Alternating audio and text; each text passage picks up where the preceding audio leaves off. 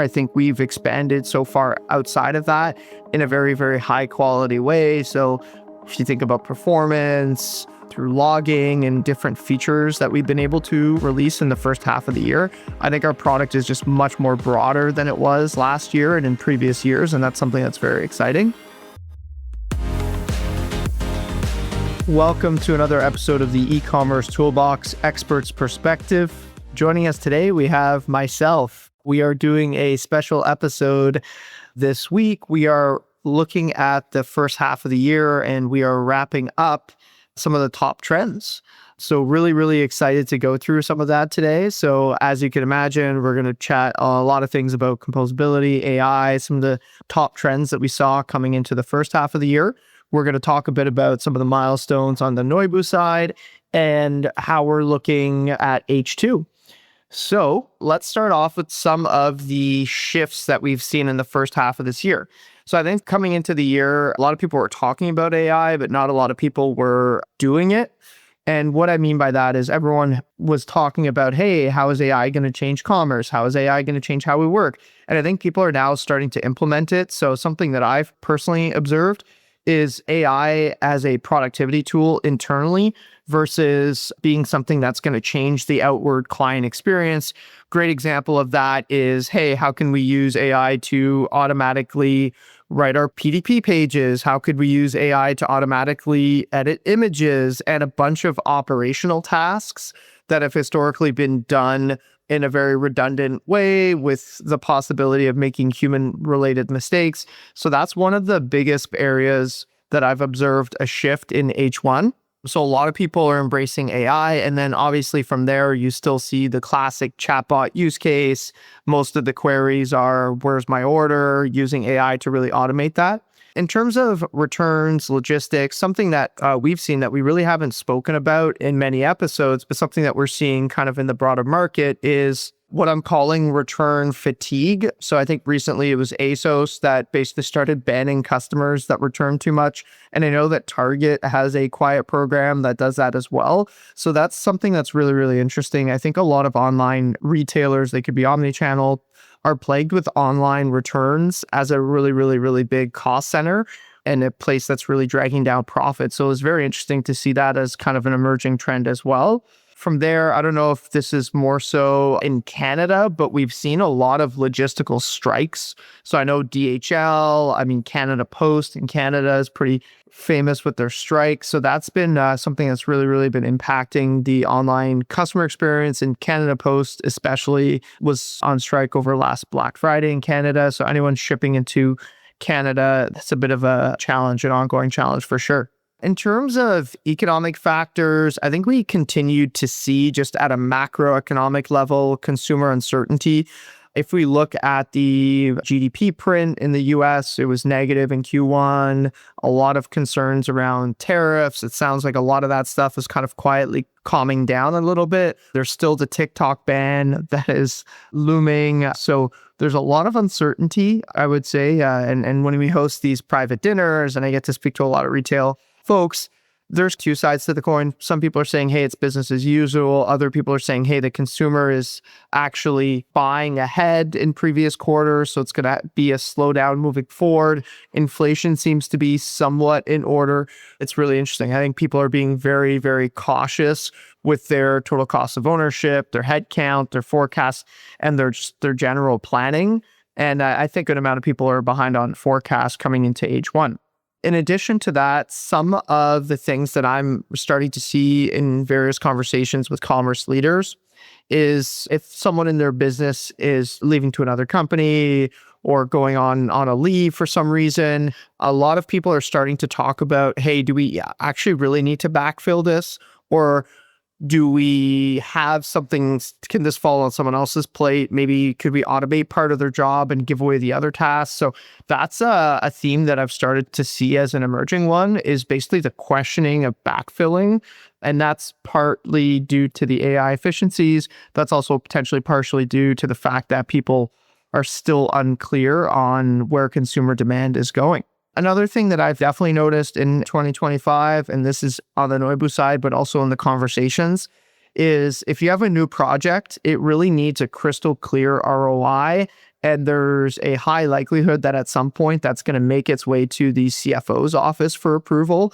So really the ability to build a rock solid business case and actually attribute whether it's the software or the services that you're providing is something that has been really, really, really critical because everything is being measured and everything is being put under the lens of how is this increasing revenue, decreasing costs, or driving profitability. So definitely ecom has always been about numbers and performance, but we're seeing on our side a big, big, big push towards that.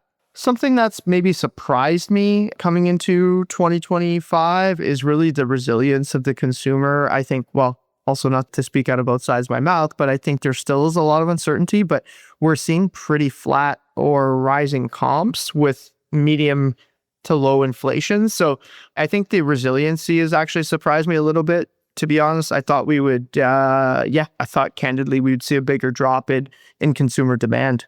And that's something that's been echoed across a lot of the people that I've interviewed.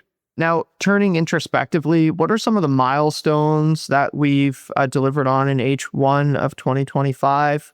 Well, I think high level, we've really, really zoned in on our product vision and understanding how our product is going to actually drive revenue in other areas of the website. I think historically people have thought of us as a best in breed error monitoring software.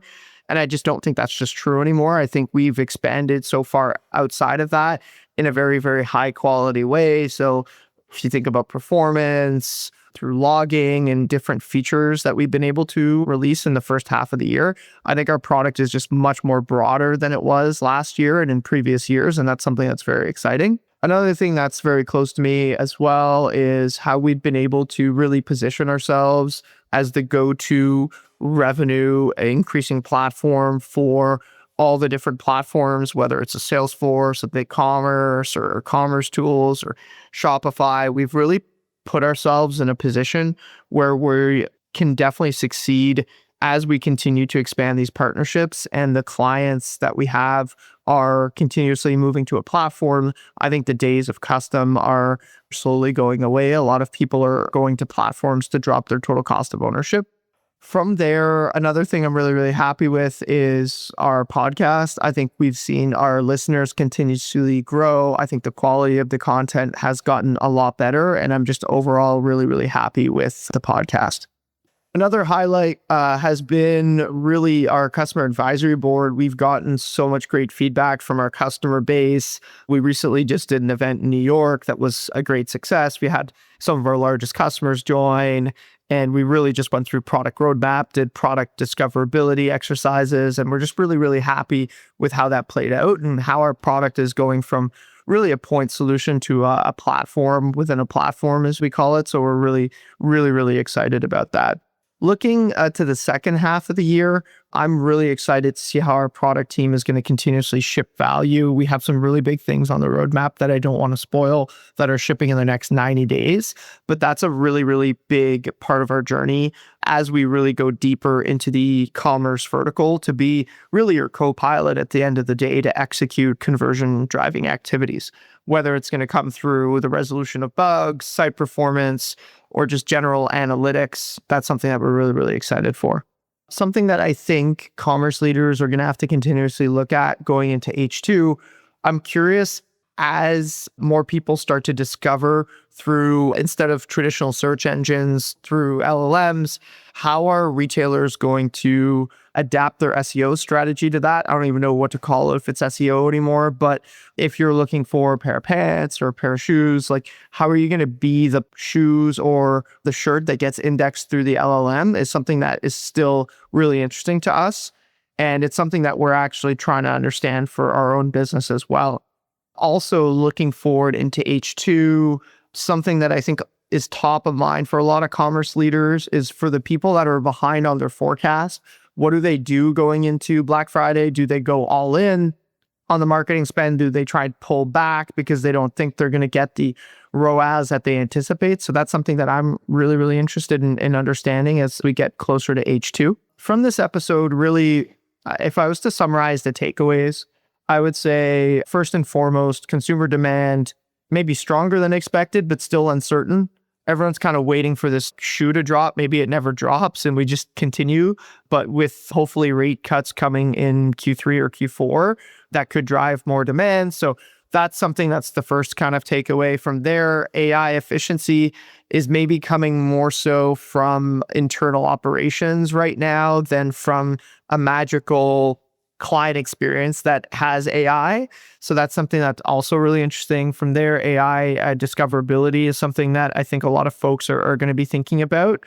And really, at the end of the day, it's about hitting your forecast, making your numbers. So yeah, we're always open to feedback. So please, you can email me directly if you ever have any questions, comments for the listeners. Always like to engage. My email is just kailin@noibu.com. So for anyone listening, if you have any questions, comments, or suggestions, always looking forward to listen to it. And thanks for now.